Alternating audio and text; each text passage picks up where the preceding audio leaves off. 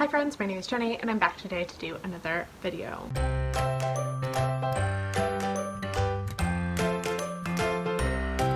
First and foremost, I just want to say I procrastinated filming this video today, and now you can see the light is all wonky, so if the light goes in and out during this video, sorry in advance. It's already like 5 o'clock today.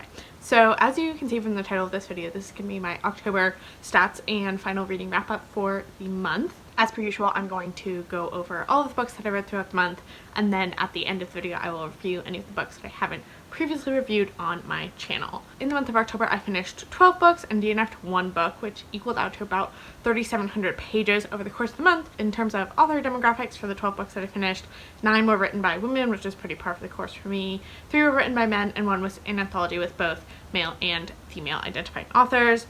Of the 12 authors, 7 authors were also authors of color, which is a little more than half, which is ideally kind of where I'd like to be in my reading in general, so that was good.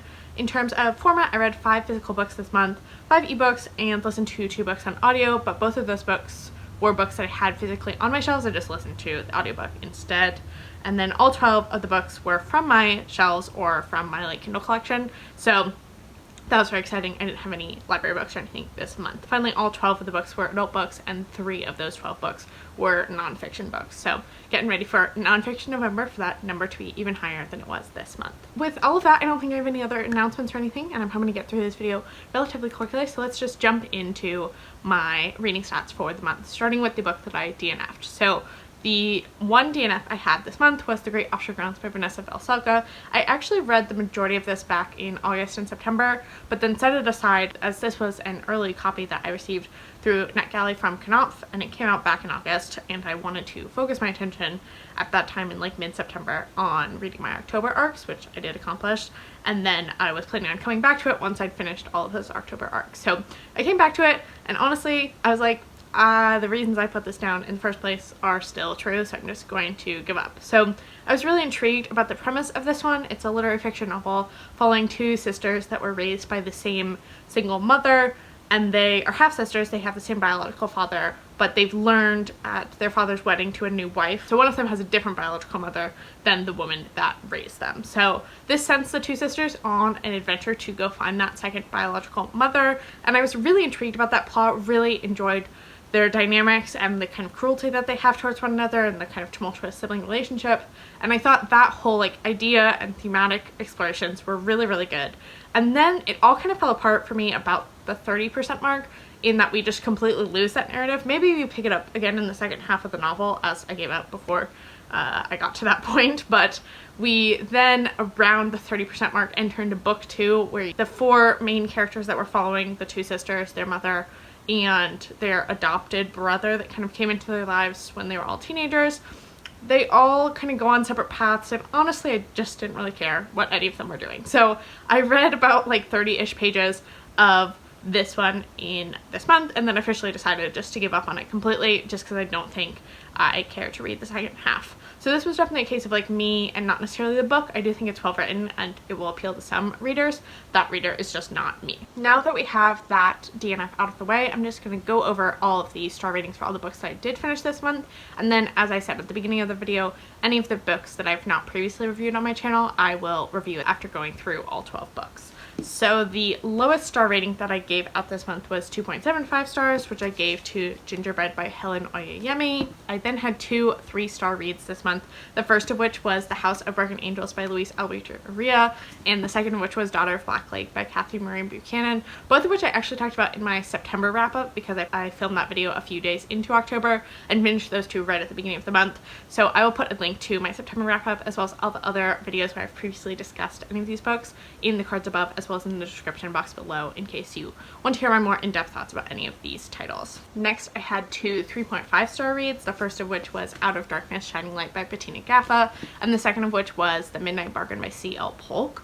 Then I had 1 3.75-star read, which was The 13th Tale by Diane Setterfield.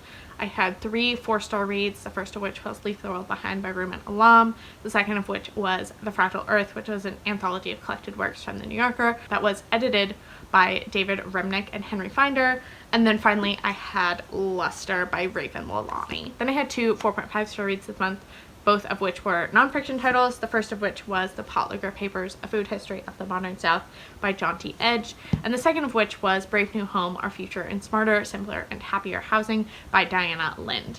Then finally I had one 5-star read this month, which is definitely going to be a favorite of the year, which was Cantoras by Carolina de Robertis. As I've now said several times, several of these books I've already previously reviewed on my channel, so I will put all of those in the cards up above as well as in the description box below. However, there are 6 books that I've not yet reviewed on my channel, so I'll quickly go over those 6 now. So starting with the lowest rated book that I read this month, we have Gingerbread by Helen Oyeyemi, which, as I said, I gave 2.75 stars.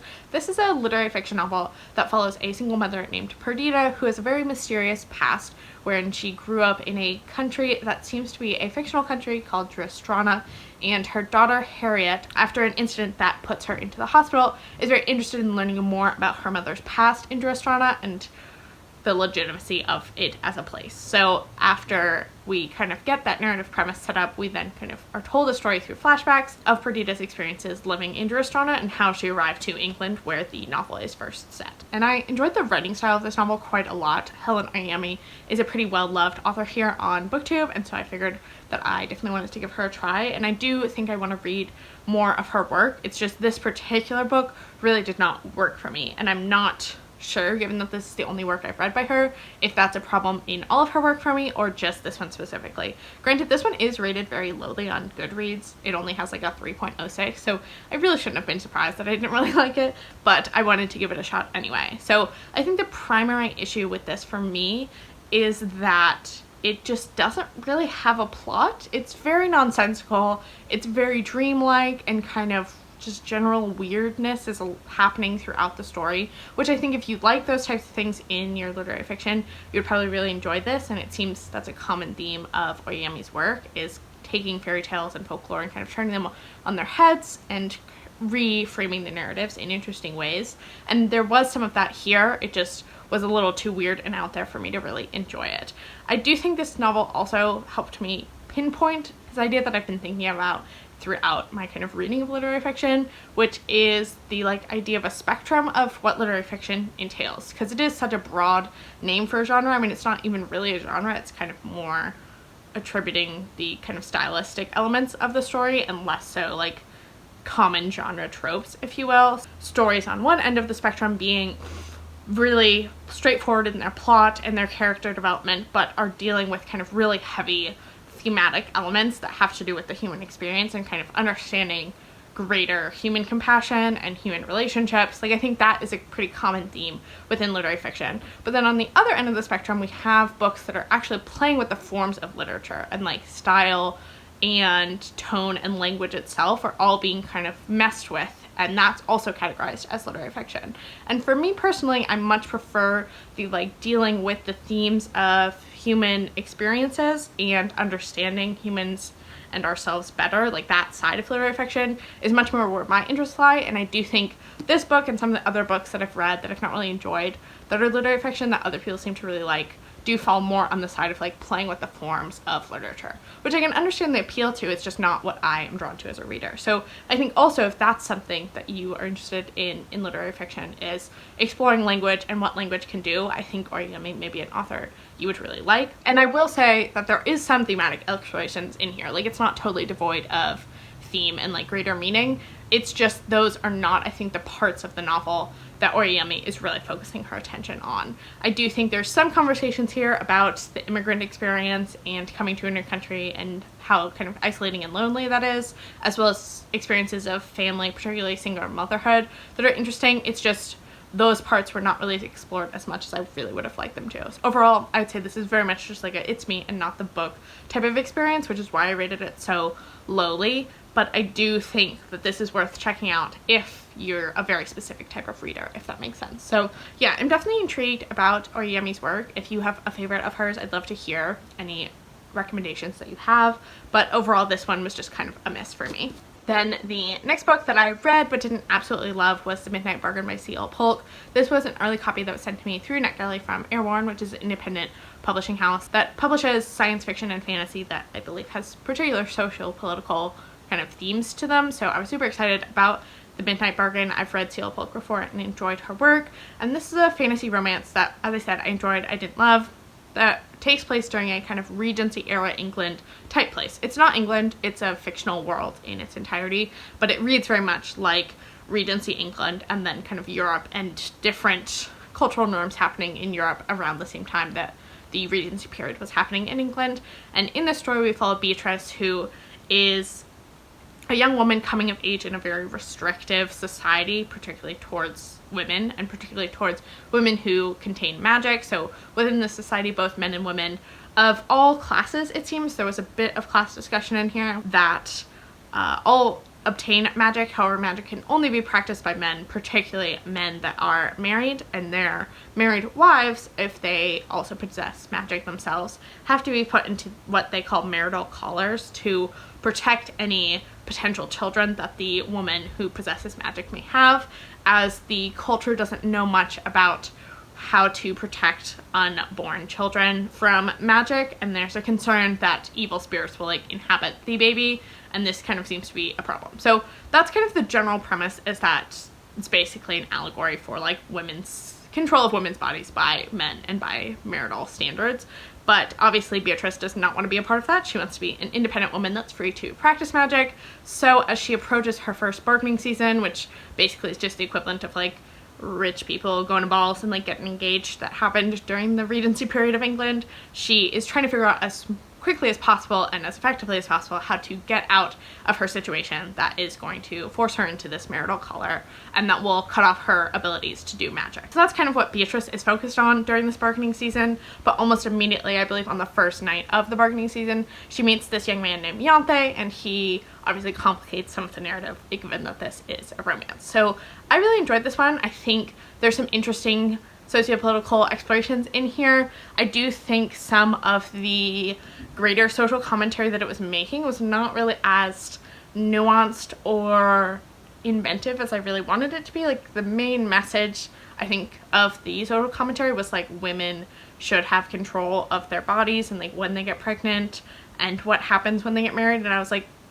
duh. Like I didn't really understand why in a 21st century like novel that's being published in 2020 that is kind of a feminist romance, that was the main element of the social commentary. It was a little confusing just because to me that's a very obvious thing. I mean, obviously women face a large amount of oppression, and pregnancy and child rearing is an area wherein women often experience control by men, so I do understand the importance of discussing this. It just didn't feel quite as revelatory as I really wanted it to be. Additionally, I think it's very difficult to have a character who is really motivated and headstrong, particularly if she is a female identifying person, that doesn't at the same time feel selfish. And I think there's some times where I've seen a really independent, headstrong character kind of problematized in their selfishness, and the author questions, you know, is the decision they're making while it's for their independence really good for other people that they may care about? I think that is something that was kind of lacking from this book, in that Beatrice continued to make these selfish decisions that really only benefited herself, and actually it sometimes had a strong negative impact for her younger sister, who is also ingrained in this society and potentially had negative impacts for the society at large, that I was frustrated with Beatrice in her continued selfishness as it related to her fight for independence. So I do think that kind of dichotomy can be really interesting in a book, but only if it's done well and the author acknowledges that like while these behaviors are benefiting Beatrice in her fight for independence, she also is making a lot of very selfish decisions that she is not really realizing are having an impact on the people around her. So that part of the book left a bit to be desired, and especially it came out in the way that the main kind of conflict comes to a head was just really idiotic. I didn't particularly love that element of Beatrice's character or her characterization, and I was kind of wishing that she had been kind of complicated a bit more. Additionally, on the flip side, it also with Yante, who's the main romantic interest, had been made a bit more complex, in that he just kind of seemed like this bland, perfect guy that was like beautiful and rich and super into Beatrice, and it was just like, I wish there had been something more complex about that, just to make Beatrice's decision seem even more, you know, there was more at stake. You know, she was giving up something either way, whereas in this case it didn't really feel like she was giving that much up by being with Yanthe, because he was so accepting of like her and her magical abilities right from the beginning that it just didn't make sense that she wouldn't choose him. And obviously there was some conflict in her choosing him, so yeah, that whole element could have been worked a bit more in my opinion. But overall, I do still recommend it. I think it was a fun fantasy romance. It had some great historical accuracy elements to it as well that I really appreciated, and overall I did enjoy it, but it just had some kind of weird characterization issues and like larger commentary issues that I didn't particularly love. The next book that I've not previously talked about is a book that is quite a booktube darling, so I'm not going to go too much into depth about it, but that's The 13th Tale by Diane Setterfield, which I ended up giving 3.75 stars. I did really enjoy this.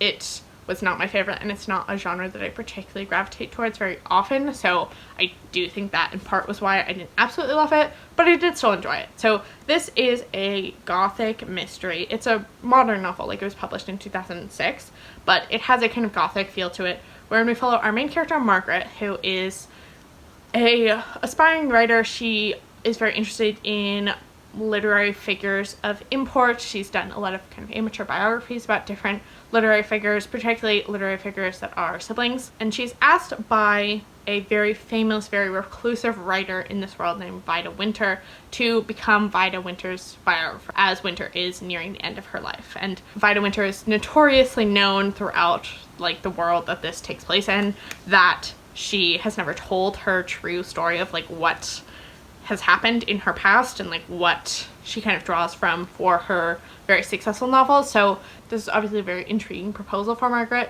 and so she accepts it, and the story kind of goes from there as we uncover both Margaret's past but also Vida Winter's past. And I did really like this one. I do think there are parts of the story and the way it unfolded that felt very predictable, or it's just very obvious to me kind of what was happening here way before Margaret realized it herself. And also the time period in this is intentionally ambiguous. It's not set in any one particular time, but I found that element of the story to be particularly frustrating because it just didn't really make sense in terms of a timeline. For example, the story frequently returns to a lot of the kind of English classics, particularly Jane Eyre, given that she has these siblings and there's some mystery surrounding the house that Jane Eyre goes to be a governess at. And so Jane Eyre is brought up again and again and again in this book, which was also a part that kind of got on my nerves a bit. And so it didn't quite make sense because this book was definitely taking place in a time before the age of computers. So at like the very latest, it was taking place in like the 1970s, 1980s-ish. Well, like computers were not even like crossing anyone's mind. And so the like time period of Vida Winter's story just didn't really make sense to me. I couldn't quite figure out how the time periods were all supposed to work.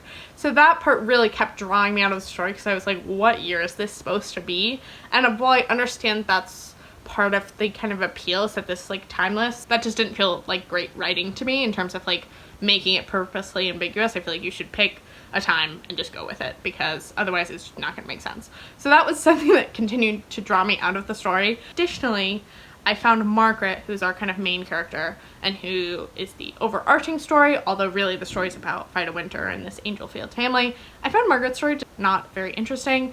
There's a little epilogue at the very end of the book that I just really did not care. I think it totally could have been cut because Margaret just was not the point of this novel, and yet the ending made it seem like Margaret was the point. This novel has a lot of discussion about twins and siblings, and sometimes it just got like a little too intense about like twins and their connections to one another, which I do understand is a kind of like pseudoscience study, or maybe it's entered the popular like medical science canon of research, but I don't know, just the ways that twins were connected was really emphasized in this book, and I also couldn't fully get behind that aspect of it. So there were parts of it that I enjoyed. I definitely think it's a good story, and then it's fun, it's easy to read, but there are parts of me, like the critical reader in me, kept finding things that I was just like, this doesn't make any sense, which, given that's just naturally how I read, did make me not enjoy this book quite as much as I think other people have. So yeah, I gave it 3.75 stars. I did enjoy it. It just is definitely not going to be a new favorite for me, and I don't foresee myself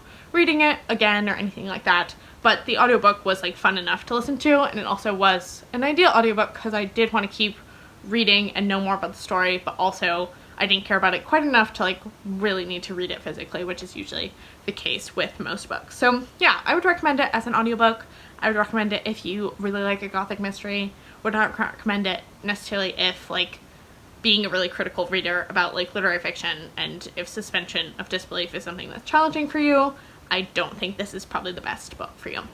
Then moving into another book where I had a couple problems with like suspension of disbelief, we have Luster by Leilani. I don't want to talk too much in depth about this one because I haven't fully formulated my thoughts on it, in part because I read it for my book club that I do with two of my best friends, and we are having our book club tomorrow. So that will kind of help me solidify all the things that I'm thinking about this, usually as most of our books do. But I will say I did really enjoy this one. I give it 4 stars. It definitely is a great addition to this new genre of millennial fiction, as it's known, which is honestly my bread and butter as a 23, almost 24-year-old. I vibe with it real hard. I think it's very interesting. I really like the ways in which it kind of uses social commentary in a very biting and emotionally raw way, and I think it makes a lot of kind of social issues feel very like fully realized in people's characters, which I think is very interesting, and I am thinking about it more as I continue to read millennial fiction, and I may have a video about millennial fiction at some point in the near future, although I do know that a person I've recently subscribed to, Claire Reads Books, who I'll put a link to up in the cards above as well in the description box below, did a phenomenal little series, I think there's 2 videos, maybe 3, about millennial fiction and its kind of entrance into the like literary fiction publishing world that are super fascinating. Claire is very smart and very eloquent, so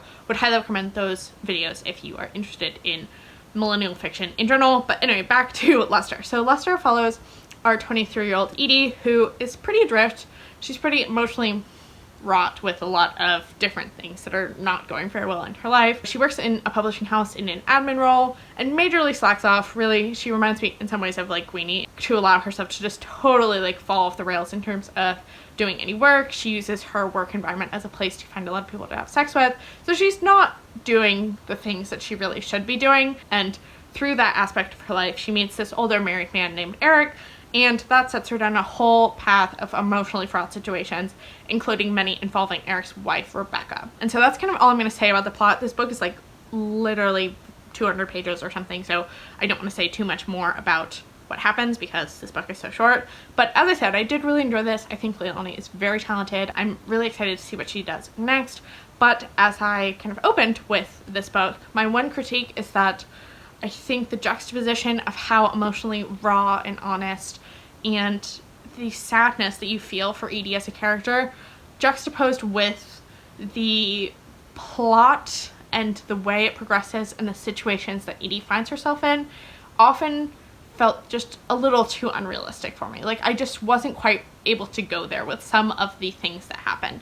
So for example, there's a date that's at Six Flags, and I was just like, why does it have to be at Six Flags? Like, that didn't make sense to me. Edie's whole job at the publishing house didn't quite make sense to me. There was just little things that would continue to take me out of the story because they just didn't quite feel realistic for Edie and her financial and economic and social situation that she would just find herself in, and I'd be like, how did you get here? Like, what? This doesn't make sense. And I think it was particularly relevant given how honest and real and like well thought out all of the emotions and all of the critiques that Leilani is putting forth through her character of Edie regarding larger systems of capitalism and racism and sexism, but also the ramifications of emotional abuse and neglect by your family and how that impacts you in your young adulthood. All of those things felt so honest that the two things didn't mesh well together in my mind, of like the emotional rawness and the plot, which I think was a particularly relevant when thinking about this book in relation to other books that I've read and really enjoyed. As I said, Queenie did come to mind as a book that kind of had similar vibes, but then also Real Life by Brandon Taylor, which originally upon reading this book, I didn't think of it as millennial fiction, but the further removed I am from it, the more I realize it plays into a lot of the kind of genre types that I think we're starting to see within this genre of millennial fiction. But in Real Life, as compared to Luster by Leilani, Wallace is having the same sort of revelations about both larger systems but also his own emotional trauma that he is working through or not working through. But everything, to me at least, and this may also be a bias I have towards Wallace and his experience in the sciences, because I also have experiences in the sciences, unlike Edie, who is much more in the arts, and she is an artist, she's a painter, she also has worked in publishing, whereas those are experiences that I don't have as much kind of direct relationship to. But Wallace's experiences felt real. I mean, like, real life, like, this felt to me like this happened. Like, this, every moment in here, even the ones that were a little preposterous, the dinner party scene feels so crazy, but also it feels real. Like, it feels like something that could happen based on everything else that happens before or after in this book. That, I think that was in part why I was so amazed by this book, is the combination of the emotional rawness with the reality of, like, this is Wallace's real life, that I just was kind of missing that from Luster. Like, at times I just couldn't bring myself to say, like, this is Edie's real life. So for that reason, I didn't give it a full 5 stars, but I do think what Leilani is doing here and what she's bringing up and what she's exploring is super important, and I'm really excited to see what she does next. Then the final book that I've not yet reviewed on my channel is Brave New Home by Diane Lind. So this was another early copy that I received through NetGalley. This was out from Bulltie Books on the 13th of October, so it's available now if you're interested in reading it, and I really enjoyed this. So as I've now said many times on my channel, I'm very interested in urban planning. I'm planning on going to grad school for urban planning, so this book fell well within my, like, professional and academic and personal interests. Although I'm not necessarily interested in housing, I do think the kind of larger discussions on community were super relevant to me and definitely enhanced my reading experience. I also think this book was really well researched, really logically organized, very clear and easy to read. I think even someone that doesn't have a ton of knowledge about housing and the history of housing in America would be able to get a lot out of this book and kind of have some clear direction as to where to look in terms of future reading related to this subject. So I thought that element of it as kind of a general nonfiction book was also really good. I did find that at times this book felt very repetitive. I do think that both helps the book but also hinders the book, in that a book like this that is really self-contained, each chapter could be read on its own, I think is sometimes really helpful for a nonfiction book. So a class, for example, could read just a chapter of this book and get the whole picture of what that particular chapter is about. As a reading experience across several chapters, having the repetition there does kind of get annoying. Additionally, and I think this is in large part because the book is framed around the idea of owning a single family home in America, a lot of the solutions or trends that Lynn discusses in this book to me felt less able to be moved up to scale, particularly as it relates to housing issues for low income or currently homeless people, which I think to me is the area of housing that is, like, in most need of immediate and sustainable solutions, is finding immediate housing for people or finding long-term housing for people that cannot afford even a basic form of shelter. So this book instead has a lot of solutions, definitely not all of them, but several of the solutions definitely to me are geared more towards, like, high earning single millennial people that work a traditional 9-to-5 job or work some other stable job that allows them enough income to sustain themselves living somewhere. This was particularly relevant in, like, the co-living model, which to me just didn't seem quite realistic for what I understand of, like, other social groups. Like, it definitely feels very much like a single millennial, like, wealthy person thing to do, and less so something that's applicable to other people in other stages of their life or in other financial situations. On the flip side, I do think there was a lot of kind of interesting, broader sociological questions about different demographics within America and kind of how those interact with one another that this book brought up very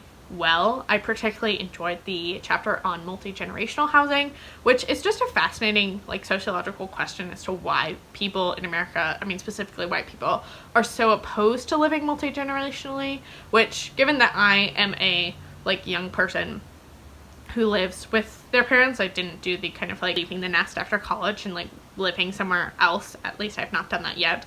It is a question that's very present in my mind as to why more young people, especially young people who do not have a stable job do not do that and return home to live with their parents? It's a question that I ponder regularly, and this book kind of brings up the same question of why are we so insistent on everyone lives in a different house when, for many different reasons, many of them related to health and safety of young children, of older parents, it would make much more sense for us to all live in a same collective home, or homes that are either connected or on different floors, etc. I thought that whole question was really fascinating and also relates really well to some of the other trends we're seeing of ways in which millennials are trying to find independence on a budget. It's like potentially you just need to go live with your parents is the real option here, which obviously, I mean, I'm oversimplifying things and many people cannot live with their parents, but I do think there's some interesting cultural phenomenons within America regarding families and a need for independence and just like the hyper individualism of America. You know, you could get all of those things lumped together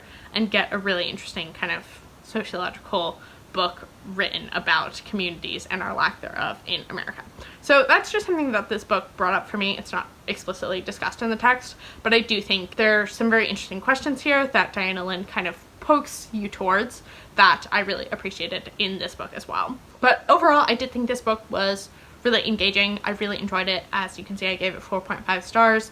I'm not sure why I didn't give it 5 stars. I think just the repetition aspect made me knock it down half star, but I still would highly, highly recommend this one, and I really enjoyed it. So those are all the books that I read during the month of October. If you have read any of these books, I would love to hear your thoughts about them down in the comment section below.